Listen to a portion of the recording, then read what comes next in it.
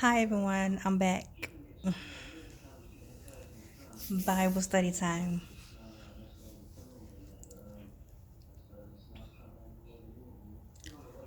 Let's see. We've been on Revelations for a while. And so I want to try to get through Revelations today. Let's see in my notes.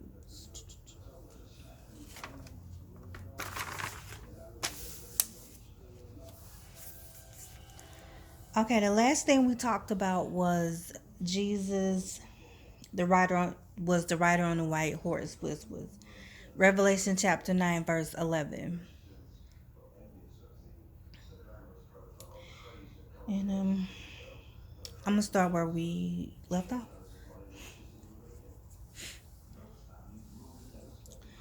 Revelations chapter 9, verse 11. Jesus is the rider on the white horse, but his name changes to faithful and true. Judges fairly wages a righteous war. Well, Jesus judges fairly. He wages a righteous war. His eyes are like flames of fire, and many crowns are on his head. A name written on him only he understands, his robe dipped in blood, his title Word of God, which is Jesus.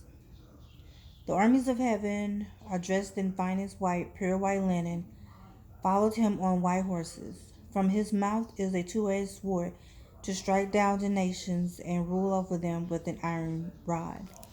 And you know the nations are the 12 tribes of Israel.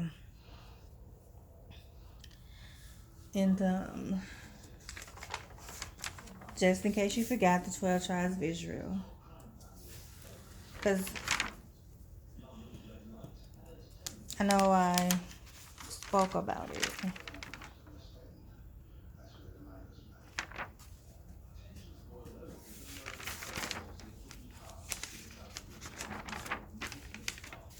Yeah, the 12 tribes of Israel are Judah, Reuben, Gad, Asher, Naphtali, Manasseh, Simon, Levi, Issachar, Zebulun, Joseph, and Benjamin.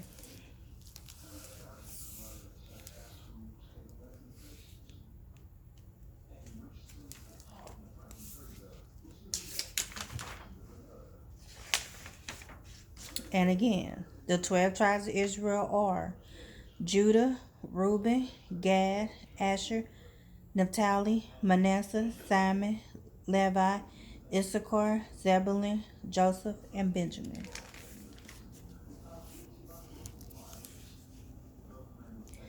He will, Jesus will release the full wrath of God the Almighty, and on the thigh of his robe is written the title, King of all kings and Lord of all lords. And while this is happening, an angel tells the birds, the vultures, to eat the flesh of the wicked people. Both the beast and his false prophet are thrown alive into the fiery lake of burning sulfur. Jesus and his angels Jesus and his angels killed the humans that came to fight him. The vultures ate their flesh. So, Revelations chapter 19, verse 11 talks about Jesus and his angels. You got your key? Yeah. So, Revelations chapter 19, verse 11 talks about Jesus and his angels coming to make the wicked people pay. So, try not to be wicked people. Because I don't think you want the wrath of God upon your heads. God is a very good, caring, loving God. But don't be his enemy. Be his friend. He loves you.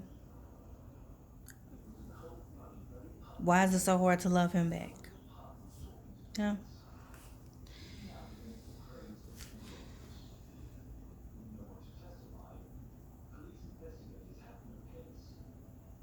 And all of these bad things that, in Revelation, these are happening to the bad people, the wicked people.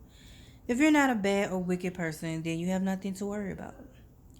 If you don't know if you're a bad or wicked person, well, then that leaves you in the bunch of the bad and wicked people. Because you can't be lukewarm. Can't you can't be half and half. You gotta know for sure. Like, are you good or are you bad? If you don't know, well, then you need to ask God to help you to be good. You need to ask God to help you stop being lukewarm. Because you don't want to end up where the wicked people going and what's going to happen to them. And we don't know when all of this stuff may begin or happen because no one knows. It could happen this second. So be prepared. And like the old saying goes, don't be caught with your bridges down, okay? Be prepared. Get yourself together. If you know you need to be fixed spiritually, like you need spiritual work, like like you just need help spiritually, well then the best place, the best person, the best, I'm getting tongue tied. The best, the best person to go to, and that's God. And not going to man, not going to reading books, not going to um, trying to figure things out yourself. The only place you can go, and that's God. Now, God may lead you to people to like help you understand things better, but you let God lead you to those people. You don't go looking for them yourself because you'll be tricked. Because you think the devil don't know that you're trying to fix yourself spiritually. Oh yeah, he know. And he's going to try everything he can to try to block your path, to try to block you from being on that right path with God. And he's going to trick you any way he can. A lot of people get tricked by, especially this new age movement that's around with these people talking about they indigo people from the stars and all this stuff, and then these witches and stuff. Like, there some a lot of them have just been tricked. A lot of them most likely didn't start off, well, some of them didn't start off, I guess, evil, but when they went on their spiritual journey, they was led down the wrong road because they went looking they went trying to fix themselves spiritually themselves. You don't even understand your entire spirit. So how can you fix your spirit yourself? You're gonna fail. Or you're gonna be led astray thinking that your spirit is fixed when actually it's more broken than how it started off. The only way you can fix your spirit and the only proper spiritual journey to take, and that is God. That is Jesus. Jesus is the only one that can fix your spirit. He will, however, help you to fix your spirit yourself, but you have to go through him. Like, you can't do it yourself. You can't go to nobody else. I don't care these whoever spiritual gurus or whatever that think they know everything about the spirit world, they're lying. They don't know. And have all of them, I wouldn't say all of them are being tricked by demons. Because the demons is telling them one thing and they really believe in that mess. Like, there's only one there's only one path to righteousness, and that is through God. It's not through no other means. So if you know you need to be fixed spiritually, you need to go through God. I just felt like I had to say that. So let's go to Revelations 20. Satan is thrown into a bottomless pit and locked away for 1,000 years so he couldn't deceive the nations anymore. He will be released for a little while after the 1,000 years is up. And that would be to test people again to see where their loyalty is. Those who were beheaded for not worshiping the beast and the statue and for not accepting his words and not accepting his mark came to life again and reigned with Christ 1,000 years. This is the first resurrection. They would be priests of God and of Christ. The rest the rest of the dead will come back after 1,000 years. So okay, so this pretty much is the timeline. It's like okay, Satan's gonna be thrown away. He's not gonna be completely destroyed yet. He's just gonna be thrown into like a pit, like a prison for 1,000 years. So he couldn't mess with people. And after 1,000 years, God gonna test the people again, to see will they fall for the devil, because he gonna let them out, and so the devil gonna be, on his rampage, because he gonna be mad that he's in prison. But the devil already knows the end to his story, you know. So that's another. That's why he have all that rage and evil and anger, because he knows there's no second chances for him.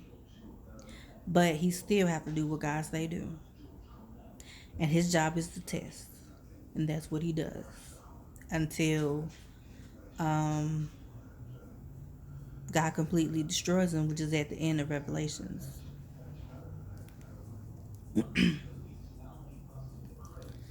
And so and then after that, those who were beheaded for not worshiping the beast and the statue. So this part I'm thinking, because the beast is man, and the statue, um, earlier there was a statue that came to life, and the beast was trying to make people worship it, and if you didn't worship it, the beast killed people. This kind of makes me think about, you know,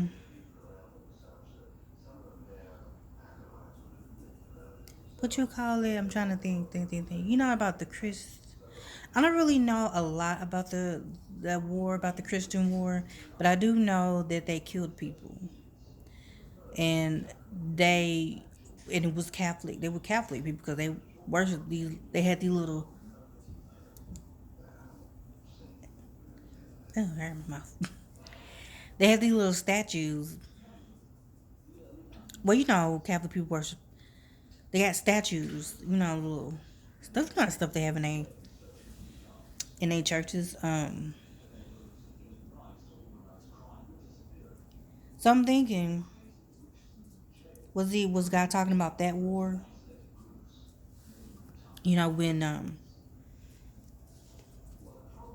When it says in Revelations 20, where it says those who were beheaded for not worshiping the beast and the statue, and for not accepting his words and not accepting his mark, came to life again and reigned with Christ 1,000 years. But then there are a lot of people that are in the foreign countries that get their hair cut off um, for not worshiping their, religions. Like the Muslim people, they kill Christians, and they kill them, like cut their heads off. So, but it doesn't say for worshiping another religion. It says for those who didn't worship the beast and the statue and for not accepting his words. But I'm kind of thinking it probably was talking about the war, the Christian because I'm thinking it's probably maybe this already some of this. I'm thinking some of this already happened. I'm thinking that maybe this happened already, the beast and the statue. Um, when they was killing people, in that Christian war. And then they was doing it, trying to say it was in God's name, but it wasn't in God's name. Because God didn't tell them to do that. They was just trying to confuse people more and get more people, trying to turn more people away from God. Because if you're going around killing people, supposedly in God's name, that's going to turn people away, not bring people to God. But those of us who already know God, like, we know what's up. Like, we know, like, what they're trying to do, and we're going to believe in God regardless. But people who are weak-minded, or people who are, like, new spiritually to God, like, if they don't know God, when they see stuff like that, it makes them not want to know him. And just think of all the people that could know him if if they hadn't witnessed that, you know. But everything happens for a reason. It's always to make us stronger and to learn and to grow.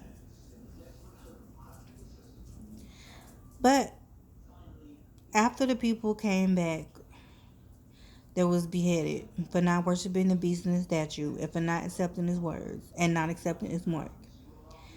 They reigned with Christ for 1,000 years as priests, and that's the first resurrection. And then after another 1,000 years, the rest of the dead come back. Revelations 20, chapter 20, verse 7. A thousand after that 1,000 years is up, Satan returns again, and he gathers people from the nations, Gog and Magog, to attack God's people and the beloved city, because everybody's going to be in this new Jerusalem. But the devil people can't get in there. And so the devil going to try to attack God's city. And the devil knows he ain't getting that far, but he know the stupid people that's outside the gate, they actually think there's a chance they could get into God's city by trying to take it by force. And God is going to consume Satan and his armies with fire from heaven. And the devil is going to be thrown into the fiery lake of burning sulfur with the beast and the false prophet.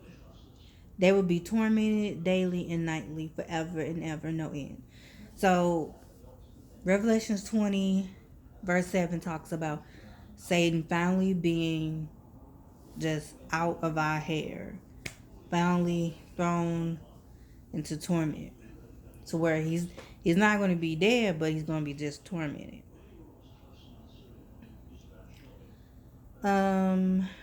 Revelations 20, verse 11. The dead are judged according to their deeds recorded in the book of life. Death and the grave will be thrown into the lake of fire too.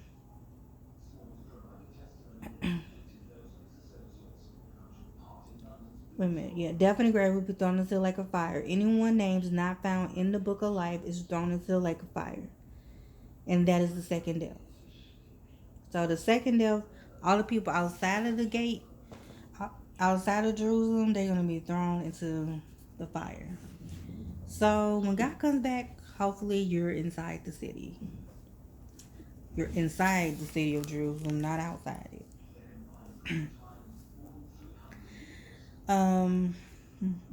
Revelations 21. God makes his home on earth with his people.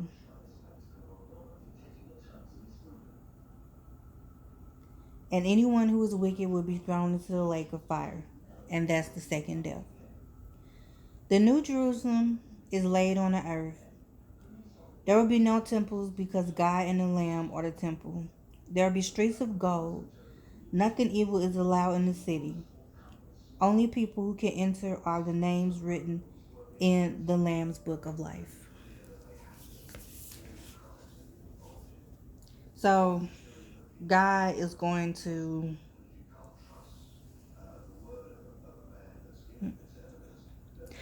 so That's not the New Jerusalem. So the New Jerusalem is not there yet when Satan attacks God's people in the city.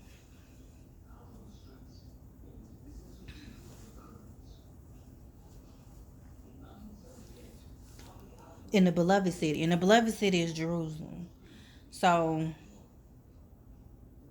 pretty much you better hope to be in Jerusalem. So when all of this is going on. Because anybody outside of it, I don't know. Well, you know what happens to anybody outside of the city. So they're going to try to attack the city. But they're not going to give war. God going to throw the devil into the fiery lake of burning sulfur with the beast and the false prophet. And then death and the grave going to be thrown into the lake of fire. And then everyone's going to get judged and thrown into the lake of fire with death in the grave. And that's the second death. So don't nobody want, so you don't want to make it to, you don't want to go to the second death. Like that is not your goal. Your goal is to stay away from the second death. And so Revelation 20.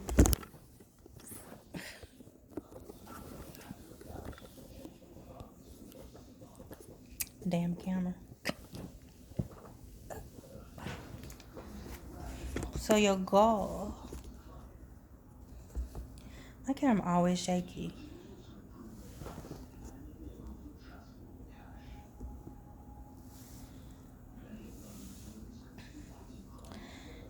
So yeah, Revelation 21. God makes his, so this is when God makes his home. So after all of that, God is gonna make, that's when the new Jerusalem is gonna come down. God will, so God makes his throne on earth with his people. Anyone who is wicked will be thrown into the lake of fire, the second death. The new Jerusalem is then laid on the earth.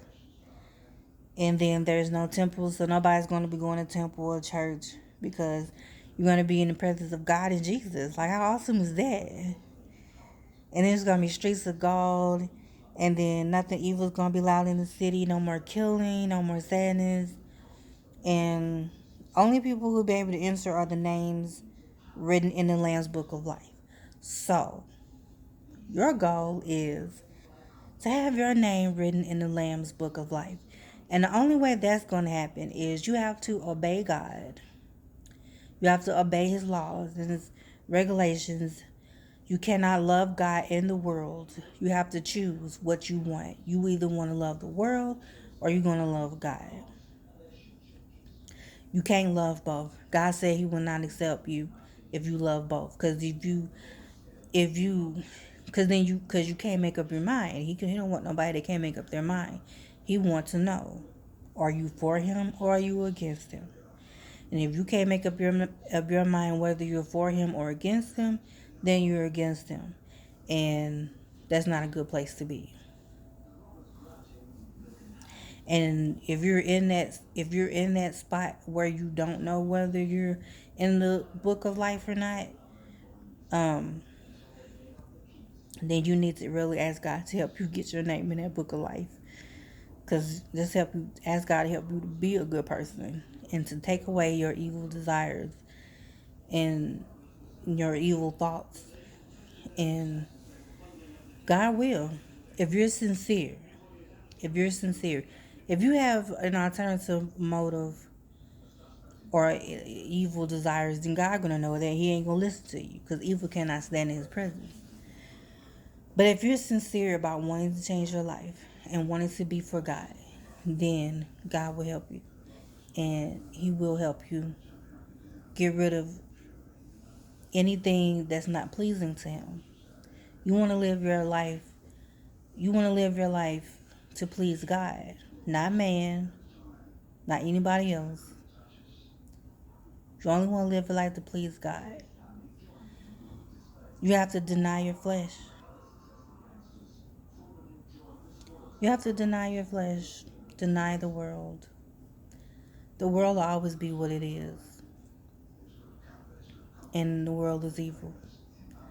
But if you want your, and by world I mean people, the people in the world.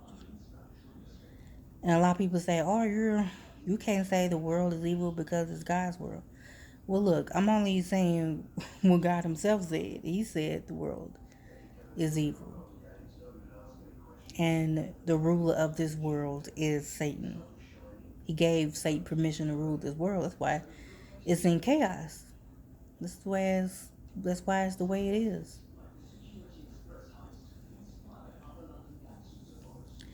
God made this world, but it's not heaven, and He made it for a reason. And but I mean, the New Jerusalem, that's just a great place to be. I would love to be there. That seems like a very happy place. To like, you don't have to go to church, you don't have to go to temple. You just go straight to God. You can be like, God, how you doing? Like, you can sit down, like, have a talk with him. Probably can have lunch together. That would have to be awesome. That has to be really good. It has to be really good. Like, to just know that God and Jesus is your light. And so you wouldn't have to worry about darkness anymore. You wouldn't have to worry about the devil trying to, or his demons trying to mess with you or hurt you, because you'll be safe in God's presence.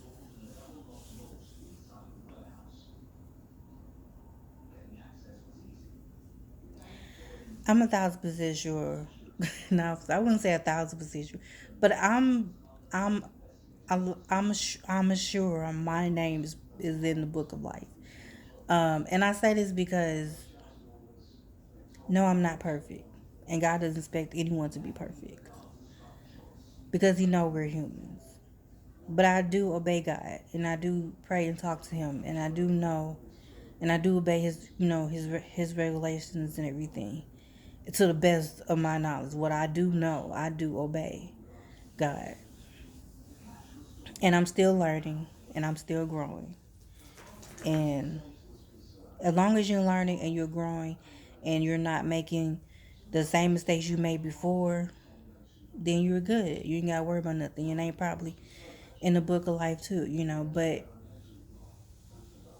if you have hatred in your heart towards anybody, I mean, if you have hatred in your heart towards God or God's children, then most likely your name not in the book of life. You need to work on it. You need to practice love. Now, God says that you don't.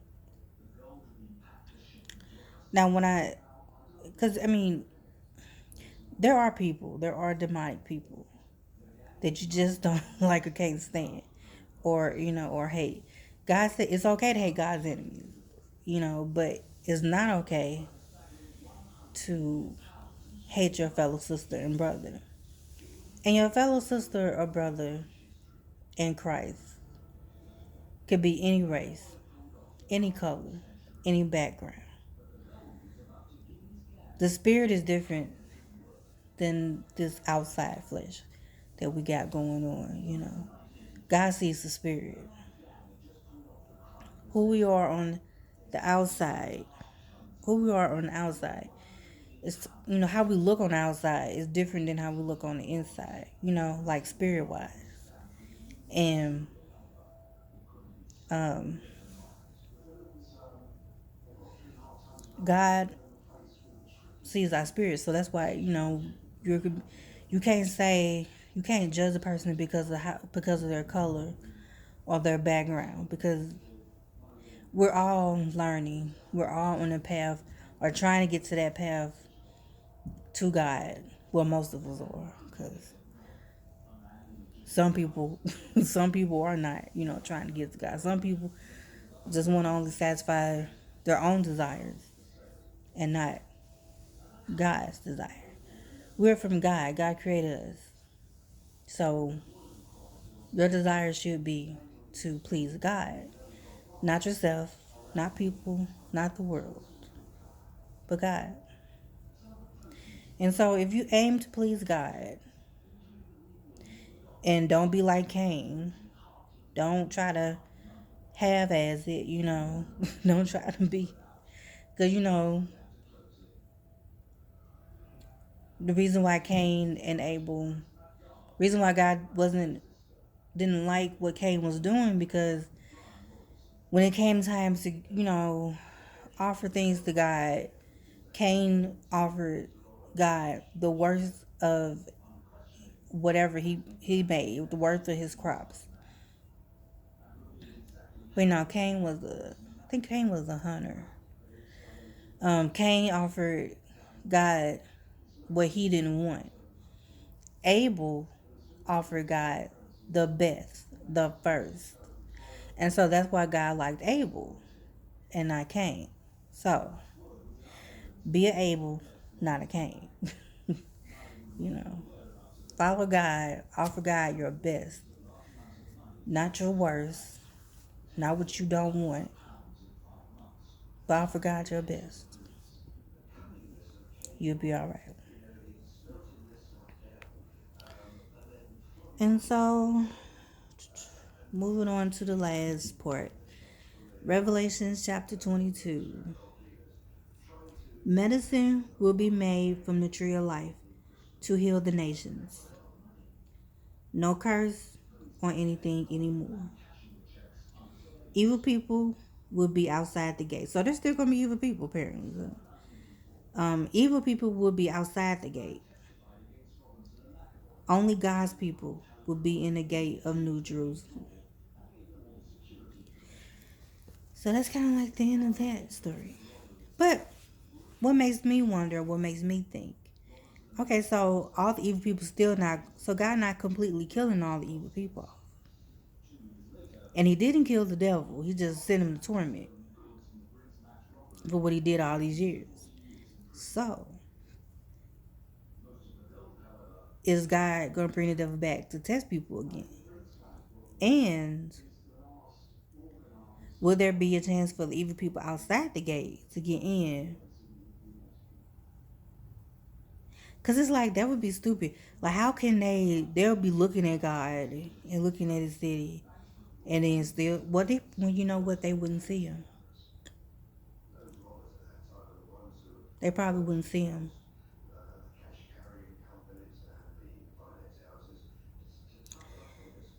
So, yeah, so he's not getting rid of the evil people. They're going to be still out. So that makes me wonder about Adam and Eve.